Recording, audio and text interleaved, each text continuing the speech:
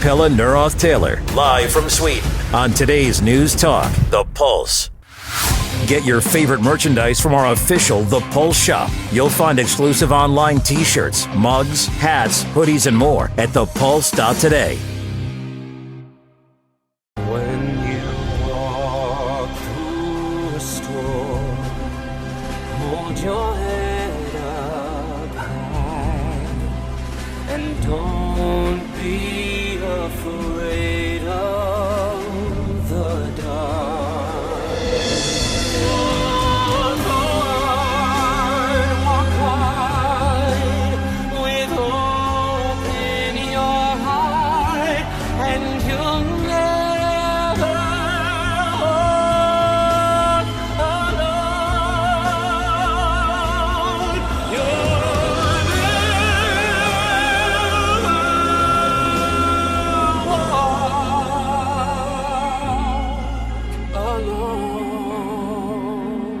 Never walk alone.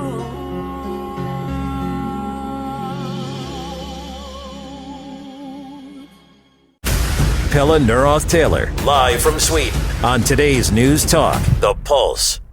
Welcome to the Pelle Neuroth-Taylor Show. We've got Jens Sorensen with us, who's a professor of peace and development studies at the University of Gothenburg. And the topic is censorship. Well, censorship in the broader sense. I am one of my regular guests and a friend who's called Tuomas Malinen, who's a Finnish professor. He was stabbed in the chest a couple of days ago when he was in a nightclub in Helsinki. Now, he's been a very vocal, perhaps Finland's most vocal critic of Finland's adhesion to NATO and the warmongering that he thinks the Finnish elites, whom he knows well. I think he was an assistant to the current foreign minister, and he never ceases to rail at them from the comforts of X. Well, internet things have real life consequences, and he thinks he might have missed his heart by a few centimeters. He doesn't want to talk about it too much, but he did show up a bloodied photograph of his white, elegant shirt. Who was it? Was it an accident? You can never tell with these things. You know, people do get stabbed for other reasons. You might have had a drink or two or something and then got into fight with the knife-loving Finns or something. But it could also be a Ukrainian guy has been paid off or something, just bump into this guy.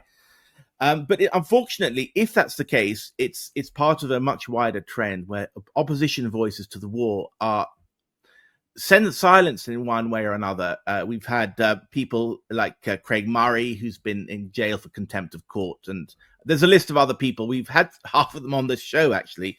But we're going to talk a little bit about the EU censorship is mostly of a softer kind, or relatively softer than physical attacks. We've seen a couple of EU journalists being censored for covering the Russia side from a neutral or positive aspect, and I think that they had their bank accounts seized, which means they can't operate, they can't be paid, they can't really function in the modern Europe, and I think they've been banned from returning to their home countries. In two cases, it's Germany. Welcome to the show, Jens. Thanks for inviting me, Pelle. It's always good to talk. And I'm sorry to hear this about the Finnish colleague. I didn't know that. He's it's. Do you think European democracy and European censorship, European freedom is in a good or bad state at the moment? I think it's very obvious that it's in a really bad state. And I think you mentioned. There are several levels. You talked about violence. And it's an old thing. We know that there is a death list set up. It's called Mirotvorets, I think it's called. It actually means peacemaking or peace in Ukrainian. Anyone can look it up with the names, and then they spot them out when they have killed people.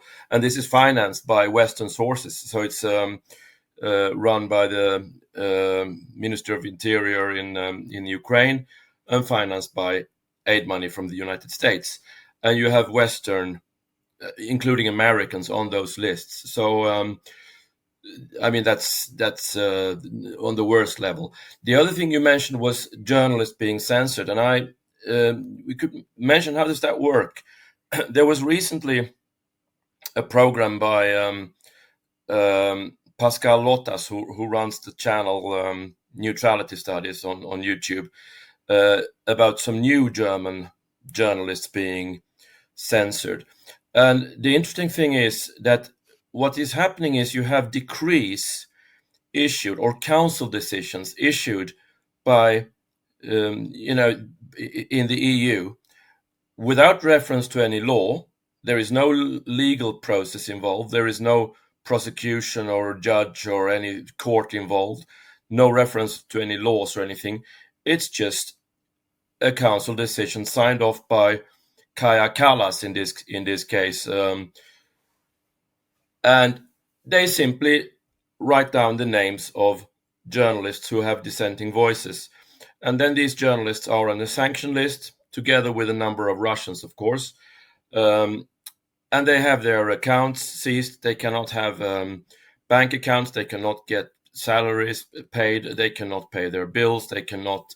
Travel bans are also imposed on them and so on. And this is a classical, it's like a Politburo decree. It's like a dictatorial decree. There is no rule of law involved. There is no legal process. This is how a dictatorship works. And this is the EU. So any member country of the EU is thereby directly under this. And we have had for decades discussions. Political scientists have talked about the EU for decades as having a democratic deficit.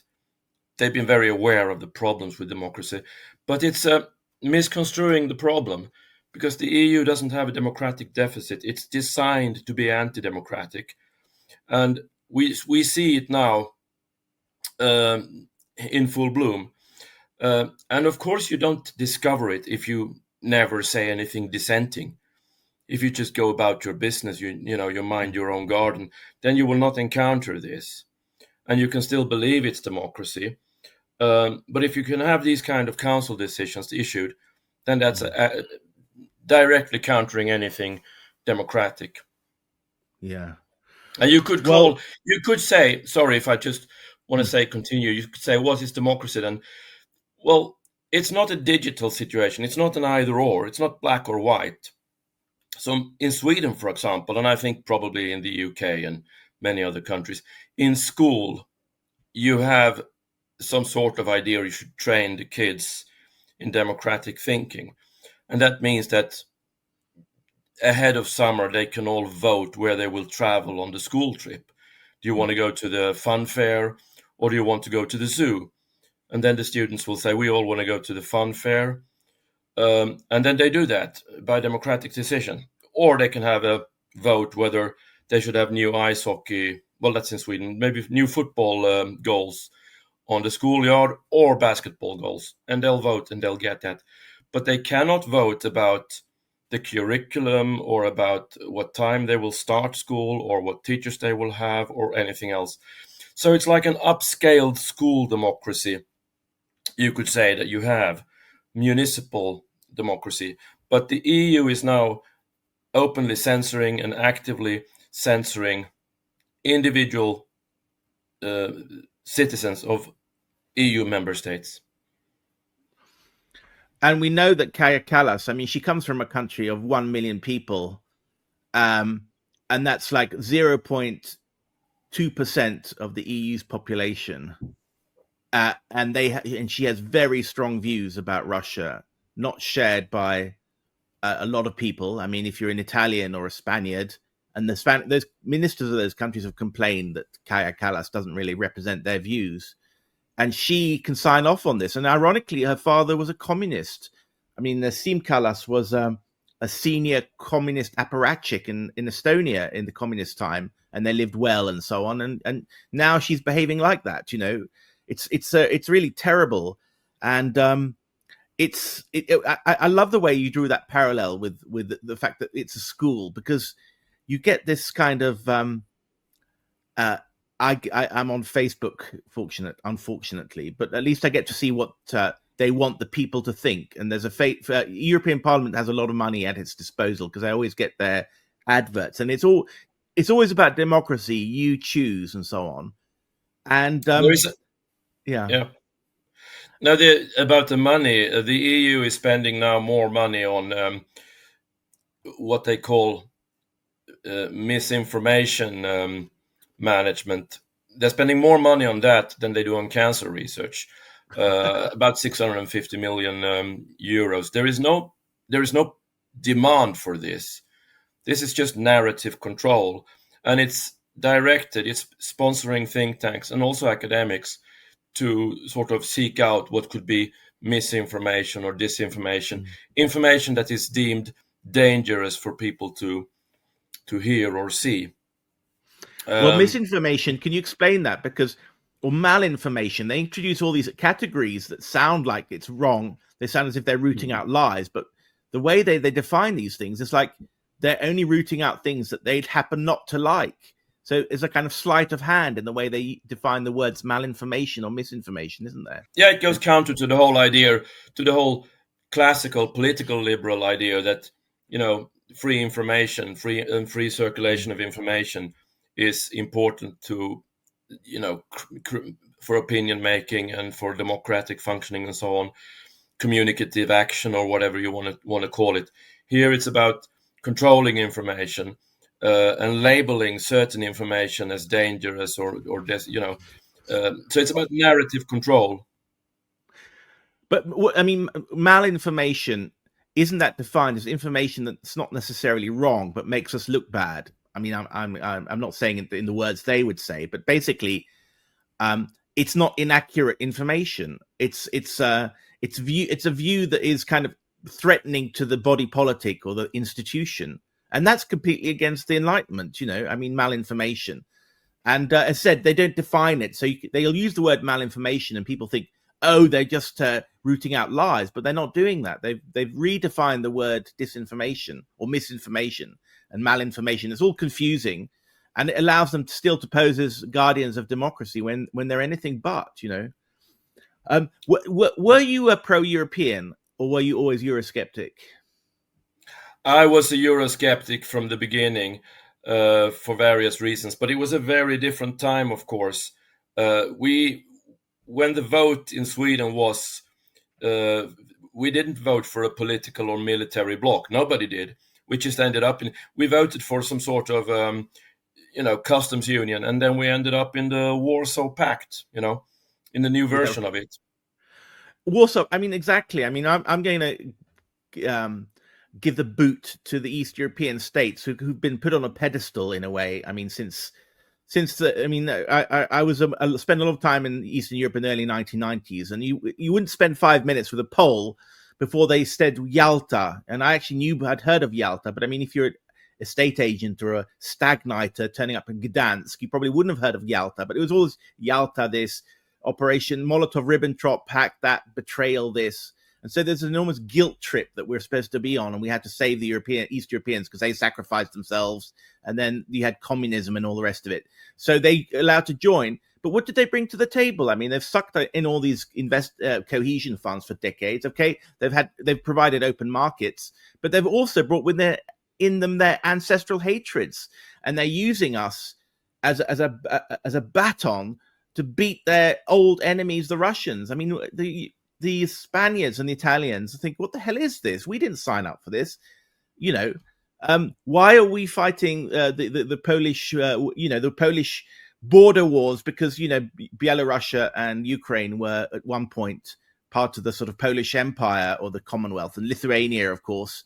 And then the Swedes, you've got the Swedish elite thinking that they're Charles XII fighting revenge for the Battle of Poltava. Most people didn't sign up for this at all. But I have to say, I was quite Europhile for a long time. I spent time in Brussels, and I was just enchanted by the policy debates that were going on. But in a way, now when I'm thinking back of it, everyone was pro-European to different degrees, except Nigel Farage. But he was so vulgar, he was like swearing in church, that even I thought, he's not it took me a long while to realize that he's onto something, but now finally I have. And I used to hang out with his people because he was it was publisher or something of a magazine called The Sprout, which is like a private eye of Brussels, and I used to hang around those people. They never asked me that I was pro-European. They didn't bother about that, but they were very, very anti-European. And now I have to take my hat off and realize they were 20 years ahead of their time. We're just going to go into a very quick break. We'll be back after the break.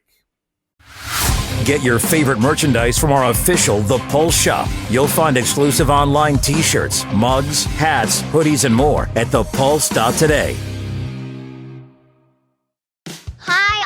Abel. I often forget to mention that he's an amputee because Abel will try any activity he can.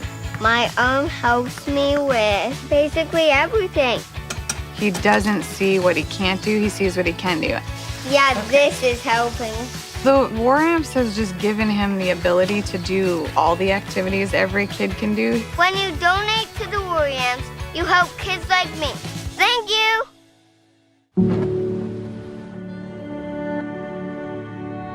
Hey there, I'm Lance Bass, and this is Chip. For more than 100 years, American Humane has been on the front lines protecting animals in times of crisis. From Pearl Harbor to 9/11, the California wildfires, and the coronavirus pandemic, American Humane Rescue has provided life-saving assistance for animals in virtually every major national disaster. If you're anything like me, your pets mean the world to you. And if disaster strikes, you want to keep them safe. To prepare for an oncoming disaster, ensure your pet has secure and up-to-date identification. And if you must evacuate, remember to take your disaster preparedness kit with you.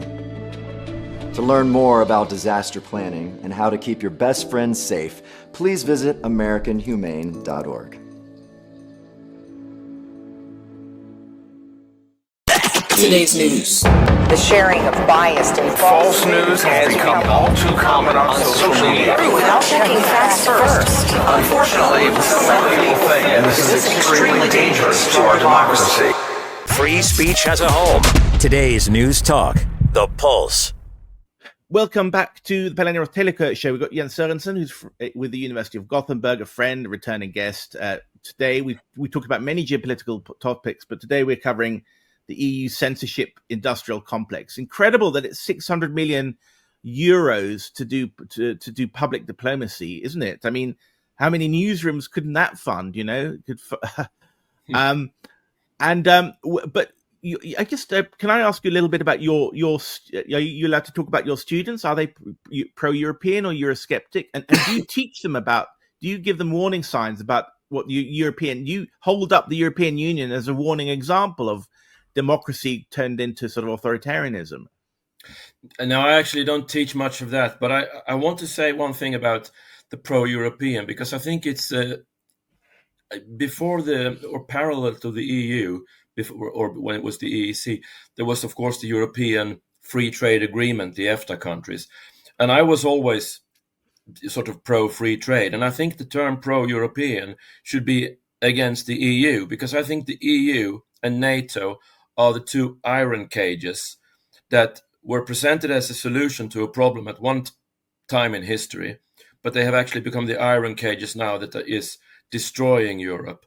In different ways, and it's against the people of Europe. So I think pro-European would be trying to dismantle the EU because it's unreformable. And there are many regional organizations and regional corporations that function very well without becoming military blocs or political unions of an authoritarian kind. There is the ASEAN, there is the Ancerta, there is the Eurasian Economic Union, there is the BRICS, and so on. So you have a lot of regional free trade agreements and cooperation agreements that does not try to become authoritarian political blocs that also become militarized against a neighbor. Well, I mean, it seems that this militarization of Europe, I mean, that they're going to borrow off the backs of the assets of the nation states and coordinate a sort of gigantic buying program, and then invest in European military industry as a substitute for the net zero, and a way to, of course, it's a way to make the EU relevant. But anyway, first of all, they're going to be buying mostly American weapons because it takes a very, very long time to build up the military industrial capacity. So it's going to be money into the toilet, if you like. But secondly, it's falling into, it's accelerating away from failure and into another even bigger failure.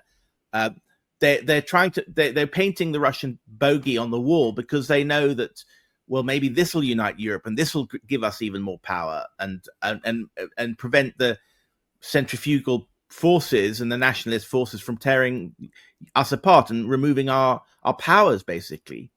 Yeah, and I think I think when the EU started once, or the European, post World War II, it was a cooperation between the nation state, or the idea to reconstruct the nation state with the help of European trade and integration. But they were in symbiosis; they were working together, and it was necessary for the reconstruction of the nation state after the Second World War to have this cooperation. But the problem now is that it has been posed as in contradiction to the nation state. So trying to transfer power, you having decrees issued in Brussels that are counter to democracy and so on. So this tension between the nation state and the EU is not necessary. It's been created, and I think that's a major problem. I don't follow your argument there. Sorry. Why has in a better world? It's probably gone too far now. Are you saying some kind of EU could have been created that did combine democracy and supranationalism? Yeah, what I'm trying to say is that I wrote a book a couple of years ago called Splitting Europe, and I'm trying to trace the promise that European integration had, because after the Second World War, when all the European nation states were they were bombed to pieces, or they were shattered, their economies and so on, it was necessary to reconstruct those economies in a national frame, and they all tried to reconstruct it as it looked before the Second World War. So Britain tried to they wanted to have their sort of imperial trading patterns restored and so on. And France, and it was introducing tariffs and customs and things. But then there was a push from the US to integrate. And there was a lot of resistance in Europe. We don't want to integrate with each other. We just want to be, But it was necessary to have some form of trading, restoring European trade integration in order to reconstruct the nation states. So at that time, it was a solution to a real problem. But what has later evolved is, of course, that it's to become a union. It's become more and more supernatural in the sense that more and more laws are decided in Brussels outside of democratic control. Now we're at the point where it's also militarized, and it's deciding energy policy, and it's censoring media, it's censoring individual journalists from member states and so on. So we're in a completely different European Union now than was the idea then. Well, I mean, as I said, my theory is that the East Europeans came and took over. A lot of them a lot of the people who were communists in 1989, no one was ever held to account. Maybe they shouldn't have been. We wouldn't have been better. We probably would have joined the machine, or I don't know. But the point is, they all became liberals. Literally, the people who were called communists, like say in Hungary, renamed themselves liberals and then became globalists. And communism is a kind of globalism or internationalism in a way. And then they infiltrated the Brussels institution. And people like Václav Klaus, who's a Czech Republic prime minister and a dissident during communism, said, all these people I used to oppose, they moved to Brussels, and now they're getting money from the state again. And I had a Polish girlfriend who was, her father was a communist apparatchik, and all her old communist apparatchik friends, the younger generation, they sought jobs inside the EU. Anyway, we're going to go into a break, and then we're going to bring on our next guest. We're going to have a panel discussion, and we're going to pivot over to the latest developments in Ukraine after the break.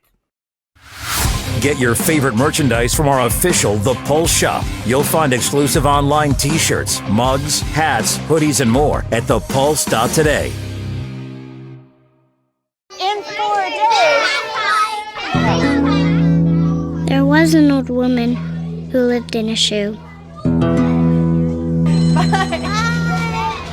She had so many children. She didn't know what to do.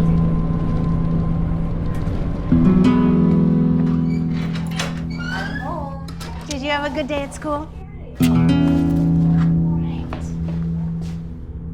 She gave them some broth without any bread. There you go.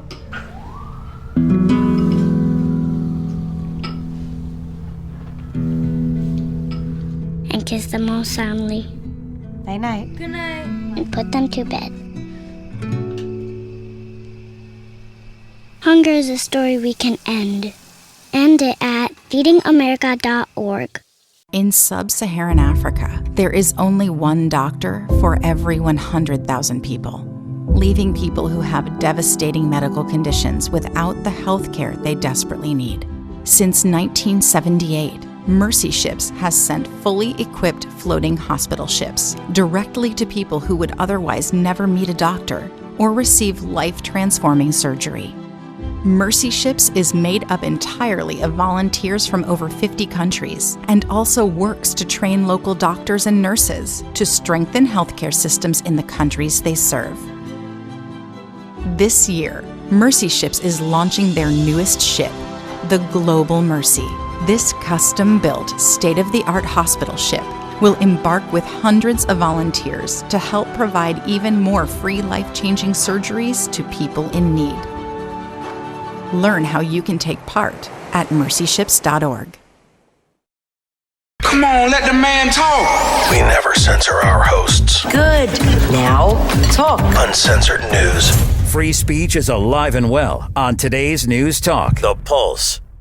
Welcome back to the Pellegrino Taylor Show. Well, we've got Ian Sorensen with us from before the break, and then Ian Proud, who's a friend, returning guest, a British diplomat who's written a lot. I won't do his whole CV here, but you can find him on the Peacemonger blog on Substack. Very, very good source for very well-written articles. He's on a lot of the alternative or independent media, YouTube podcasts, and he's also writes for Responsible Statecraft, which is an American sort of watering hole for political realists, who writes very good articles there and covers there's almost no dissenting point of view in the UK apart from that guy, Peter Hitchens, who's almost a comical sort of dissident in my view. He doesn't write, he says, of course, Putin is a tyrant, blah, blah, blah, and then has a bit of criticism. He's a kind of controlled opposition in my view. Anyway, let's not get personal.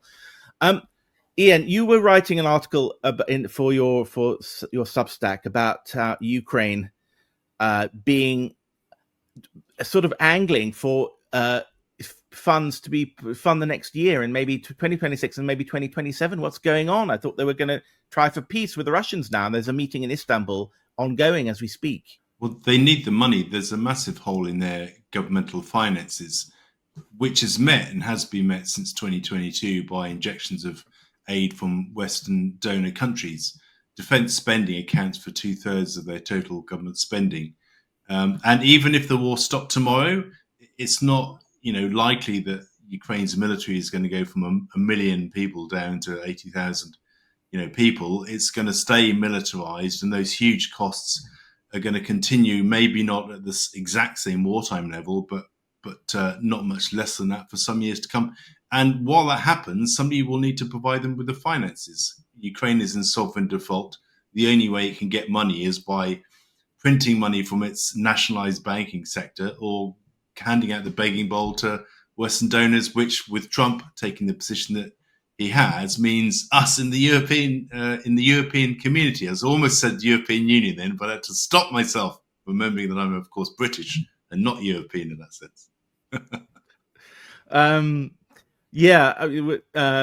I thought, why he's talking about European community, but do you think that, this is coming down the turnpike then, this massive outlay. Starmer, meanwhile, in the UK, there's a lot of confusion about whether they are going to spend 3% on defense by 2034 or whatever it is. So, this is kind of cheese slicing. They're really worried about it, and he's rolled back, and you think, well, is it going to happen or not? But suddenly, and the UK is a really bad economic state, but these huge costs are coming down the turnpike, and we're not prepared for it, and no one's talking about it. So we can't afford it. And in fact, every time Starmer makes any announcement, it's always the biggest ever this or the biggest ever that. He's talking about the biggest ever sustained increase in defence spending in the UK, which is actually a lie, because the big increase in defence spending happened under the Tories, largely caused by the support to war in Ukraine and also massive overspending on projects. So the Labour Party haven't actually brought much new money. They're offering essentially to provide 0.15% of GDP by 2027, 2 years, from now. They can't just dole out another 5 billion a year, 10 billion a year to kind of pop up Ukraine's budget. That's simply not going to happen. They're facing revolts already in respect of things like the winter fuel payments and other kind of cuts to government services. They have no money for this. And so they need to kind of have a cold shower and wake up to see that actually, ending the war is still going to carry a price tag for the UK, but actually it's still longer term going to be a cheaper option than this ridiculous situation we're in now, where we have our heads in the sand and say, fight on, come what may. Well, Jens, what do you say? Is the Swedish public opinion prepared for the 2026 and 2027 costs coming down the motorway? No, I don't think the public opinion is much part of this process at all in any of the European countries. There is a lot of Russophobia and there's a lot of threat inflation and so on. So in the media, but I don't think the people are on board about what's actually implied by this. I think last time we said that there will be no social reforms, no welfare reforms for our children, for a whole generation, and instead we'll have ranked up debt. So we're putting on a debt for, let's call it, the democratic supermajority of the unborn Europeans, our children and so on, and they're going to pay that debt. And I think in a way, we also talked about it's a way of pushing coming Eurobonds, and then eventually you can put on direct taxation to Brussels, and you can increase centralization and so on. So I think there is some intent behind this as well, but it's not in the interest of any of the peoples of Europe, neither in Britain, Sweden, or Germany, or anywhere. Well, I mean, Ian, in our previous shows, we talked about Europe. I'm a recovering Europhile, and I guess you are as well. I mean, I liked Europe 20 years ago, and I think in your writings, you've talked about how much you were in favor of the European Union. Of course, you could be in favor of Europe without being in favor of the European Union. Has your view on the EU changed now that it's becoming kind of militarized and sort of falling forward, as it were, falling out of failure, accelerating out of the failure of the net zero and nationalist movements and into something even worse, perhaps? Yeah, I've always had concerns about the democratic deficit of the European institutions. I always have. And for a long time, I described myself as a reluctant Remainer, because having grown up in Germany as a kid, crossing the border into the Netherlands for weekends or trips through actual hard kind of border, checkpoints, I really felt this much bigger sense of community from the opening up of borders and the removal of barriers between peoples of the countries of Europe. I found that a profoundly kind of important and helpful thing to kind of reduce the possibility of war by allowing people to meet, and so on. But as I said, when I was in Moscow for 4.5 years, I became less reluctant, briefly about the European project, because traveling from Moscow as a British diplomat into the European community, I felt that sense of community so much more. Every time I travel back into any European Union state, it's almost a feeling of coming home. And that's a very real feeling for me, having suffered 24-hour surveillance living in Moscow. But unfortunately, the war in Ukraine has brought out the worst instincts of the European institutions.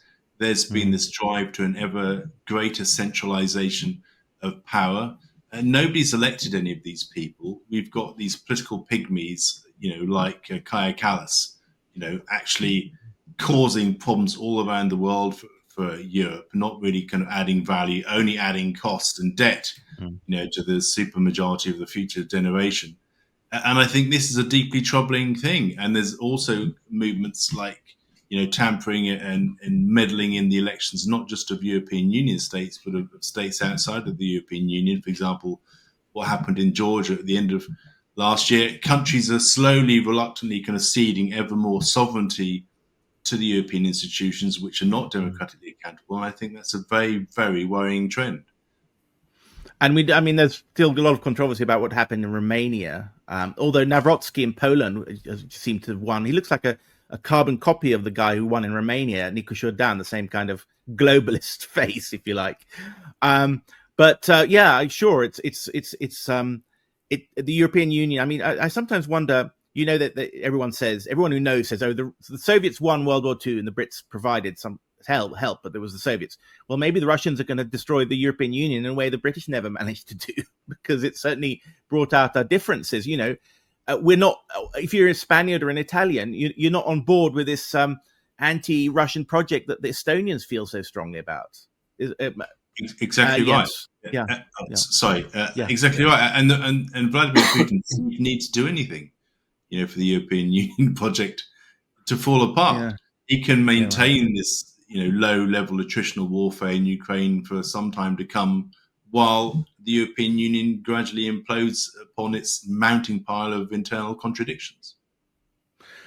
Both of you, what do you think of the latest attacks, the drone attacks? I mean, I've heard everything from a third of the Russian bomber fleet being destroyed to only 4 planes, only one of which has been irrevocably destroyed. What annoys me, though, we can have a good go at the Western media, is that they only ever quote Ukrainian sources. I mean, surely the first thing you learn in journalism school is that everyone lies in war, and you should quote both sides. And they always quote Ukrainian sources. I mean, I'm not dumb. I know exactly why they're doing that, because they're creating realities rather than reflecting them. But anyway, so the average Brit now thinks that Russian is on its last legs because its nuclear bomber fleet has been nuked or taken out. Which, I mean, anyway, what do you think? Do you think this is going to lead to escalation? How does it fit in with the Istanbul talks and all the rest of it? Let's start with you, Jens, maybe. Well, I think we talked about before. I don't think that there is anyone in the West who wants peace. They want truce. I don't think Trump or the US ever wanted peace. They just wanted to scale it down and hand it over to the Europeans. Put the bill on the Europeans, and they need a truce, but not peace. And I think this attack, technically, I do believe that it needs to have Western intelligence in order to target and so on. So I think it has those traces. I don't think it's any way changing the course of the war or the military operation. The information I saw recently, and it may change, is that they tried to attack 5 sites and they managed 2 of them, and about 5 airplanes or something like that in those. That could change, of course, but will it lead to escalation? That's a question. I think there is an increasing pressure inside Russia to not just take it slowly, but then there is also a long strategy that the attrition strategy and the slow don't allow any provocations to change to a winning strategy. I think so. There is a balance there, of course.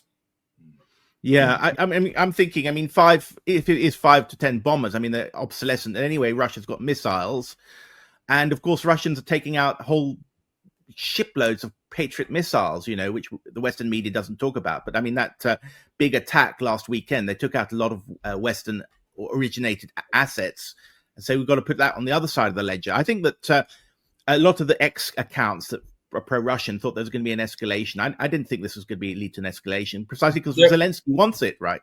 Well, I mean, there was also a civilian train, a bridge. And that may create some sensitivity inside Russia, that there's a lot of civilian targets being involved here as well. Well, but anyway, Budanov, the head of Russian Ukrainian military intelligence, said that 18 months in preparation. So have they fired off all their sort of terrorist activities? I mean, if it takes 18 months to plan this, maybe they haven't got anything else up their sleeve, and the Russians know that. I mean, what do you think, Ian? Well, it's a very complex operation that undoubtedly involved Western support in various ways. Of that, I'm absolutely sure. But the key thing is, actually, will it really change the facts on the ground of the war? No, it won't. It hasn't succeeded in derailing the talks in Istanbul that are happening today. Russia has played it remarkably cool, I think, actually, in not immediately kind of coming up with a knee-jerk reaction, to that. I mean, I think how much damage was caused is really details, frankly. I think in terms of the process, Zelensky probably wants to provoke some sort of Pearl Harbor moment. He's not going to get that sort of here. This painful for the Ukrainians kind of peace process is going to grind forward. It will develop its own life as it goes along and gains more oxygen. At some point, he will have to confront, the probability, the possibility of actually signing some sort of a truce. And it won't be peace, of course. I agree with Jens completely. Some sort of a truce that will look in the eyes of Ukrainian people as a capitulation, because it will have to confront issues around NATO sort of membership and things like that. And I think actually that the biggest blockage to a truce right now is this fear of failure and the repercussions from that both Zelensky faces, but also leaders in Western countries face too. I mean, they will suffer an enormous defeat when a truce is signed, because everything they've said over the past 3 years will be revealed to have been completely sort of not untrue, but sort of built on sand. Yeah.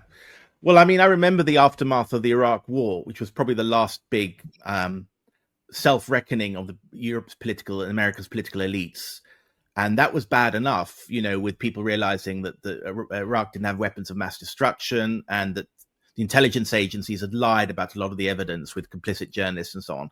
And I think a lot of the things are going to come out that, I'm sorry to say, Ian, that the MI6 have been up to, the politicians and and maybe even, like, let's say, I mean, I talked to a guy who is former British protector of embassies, and he has many contacts in the Western intelligence community currently in Ukraine. And he says there's a sex trafficking scandal which goes up all the way into the Western political elites, and involving Ukrainian children or young, and then sort of used for blacks. So European equivalent to the Epstein scandal, Epstein used. I mean, lots of Ukrainian refugee. I don't know the percentage of the total. It may be only a small percentage of the total, but a significant number of Ukrainian women refugees in some Western European countries, including Germany, are now working as prostitutes. I mean, that's even if it's only a small percentage of the whole, I'm quite sure that these things are happening, of course, and it's sad. Really. And it's sad, and it's money laundering, sex, drugs. There's lots of allegations about all these leaders talking big words. They're sort of coked up half the time, So just towering corruption as well. I mean, just exactly. Absolutely. We're going back to Joe Biden's son, Hunter Biden, taking money off British. So all this swamp is going to be revealed. It's going to be revealed as a playground. I mean, which the intelligence agencies of Ukraine have used, of course, to blackmail, both to seduce and then blackmail politicians. And then, I mean, there's a scandal in Sweden, which you won't know about, Ian, where the Swedish national security guy had to leave because he'd been involved in sending naked pictures to other people. But his boyfriend was involved in a Ukrainian LGBTQ NGO, and they're both gay. And, it's all a swamp, and the Swedish press haven't really gone there. But, there's a whole thing with Starmer and his front doors being burned down, by those Ukrainian rent boys as well. I mean, that's so yeah, Starmer, right? And then you have the Swedish prime minister, and the rumors are circulating all over the net that he's gay. I mean, he's got a fake marriage or something. So it's like all these people are very, very devoted to this war in Ukraine, and part of it's emotional, but partly could be blackmail, or partly because something. I mean, I don't want to go there because of the legal ramifications, just for a show like this. But all these things might come out. So we're all our political class it's really important for them to do, and they're seeing it crumble before them. And what worries me is that they'll escalate rather than face reality. And do they have the power to escalate? I mean, it's incredible that we have these people with their fingers on the nuclear button, and we don't have parliamentary votes. There ought to be a kind of constitutional double lock or something against starting wars that could risk your country's existence and your humanity's existence. It's incredible. We have to sort these questions out, haven't we? Yeah, I mean, the only country with the power to escalate is the United States of America. Yeah, but do you think that the American? I mean, Jens, in a previous show, you were saying that the Americans are just trying to offshore they're using the Europeans to tie down the Russians, so that they could focus on the Chinese. So Trump is not a genuine guy. He wants to tie in. He wants to control the Europeans by keeping on buying American equipment, and then he wants to spend 5% of GDP, and then they can tie down Russia. And so he's playing a double game there. He's not the sort of peacemonger extraordinaire that the MAGA movement thinks.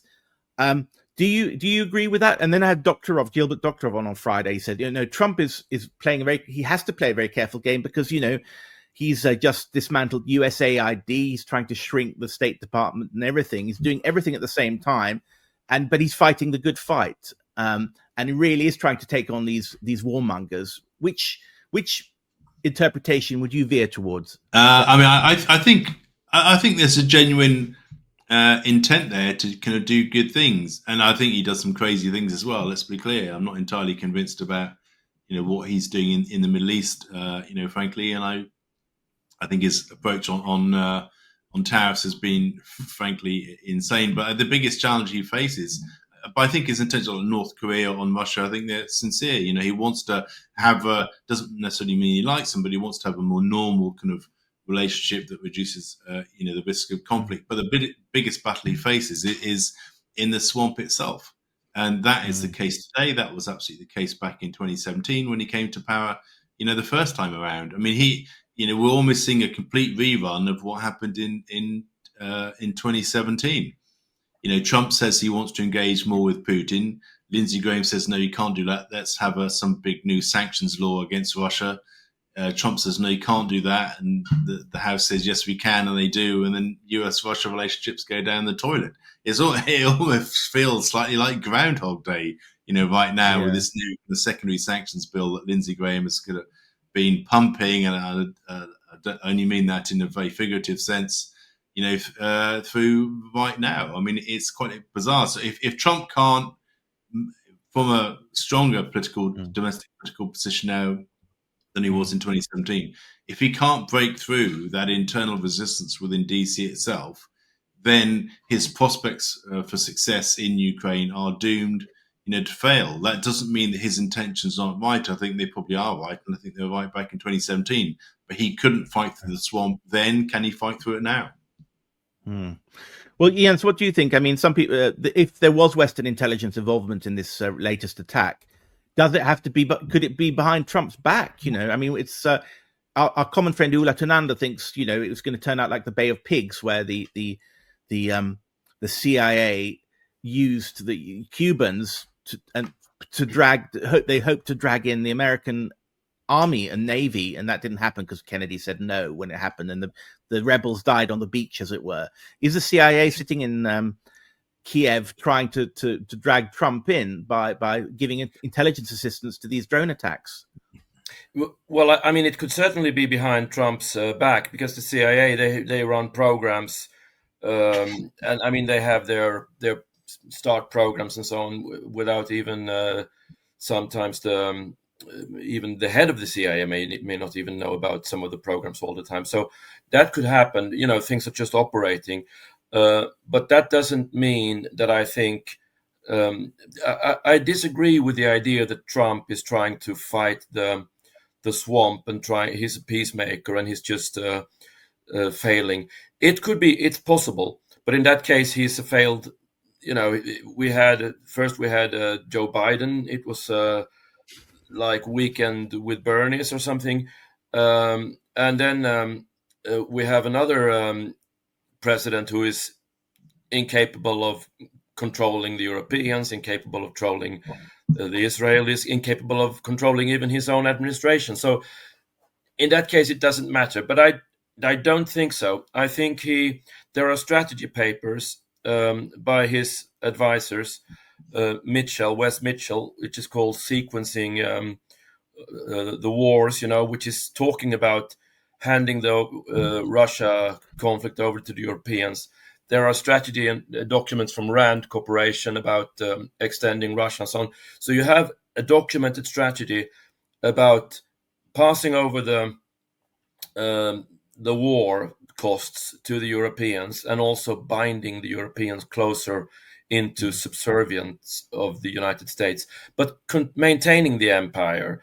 And I think the idea of dismantling the USA idea and so on, well, it's about modernizing what would be called used to be called soft power.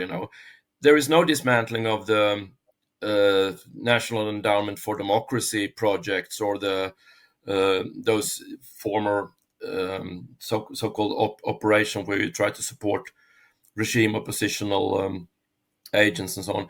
That's still in place. It was defunded for a month and then refunded again. So what has been done there is a modernization.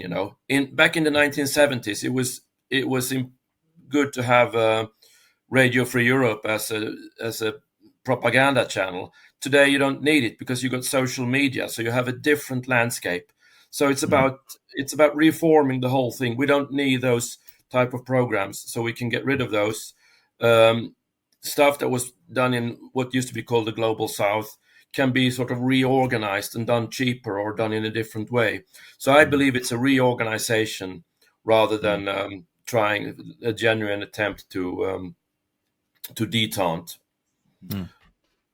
Well, I hope you're wrong, I have to say. Yeah. But yeah, I mean, it's a very, very valid, very interesting angle. But do you think, well, how could Trump prove his bona fides to you, Jens? Get something like stopping intelligence and pulling out of Ukraine completely? Yeah, he could stop this in one day. He could stop he could stop what's going on in Gaza with one telephone call. But he's supporting that apparently. How come he has all these figures that are neocons around him? The Kellogg's. Why is he there? Or the Sebastian Gorkas, or even Pete Hegseth as a defense minister talking about the EU, Europeans having to spend more money on NATO, which is the very reason why we're having a conflict with Russia. How come he's surrounded himself by all those people? Is it just incompetence? Is it just that nobody? Yeah, it is possible, but in that case, he's irrelevant. We've got to slowly wind up here, but Ian, I mean, my stock answer would be something like, you've got to be a political realist, so he can't take on the Jewish lobby in America to say it once, and he isn't backing Netanyahu all the way, and he has to deal with the Ukraine war first because it's more important, and then he's got to keep some neocons on board because he has to keep balance, or keep the neocons happy with Kellogg, who doesn't have all that much power but keeps the Europeans happy. What's your thought? Do you think that Trump is foolish to keep on these neocons, Ian, or is it part of this political calculation, or is he really a wolf in sheep's clothing, as Jens says? But I think he's shown a lack of decisiveness in moderating or balancing sort of those different constituencies. And actually, you look back in history, this is kind of a common trend among sort of powerful dictator type figures are always kind of spinning the plates of the different political constituencies that they have to deal with, and he's no different. That doesn't necessarily explain why he can't pull the plug on Ukraine, rather than how he kind of manages the internal dynamics of the Beltway, itself.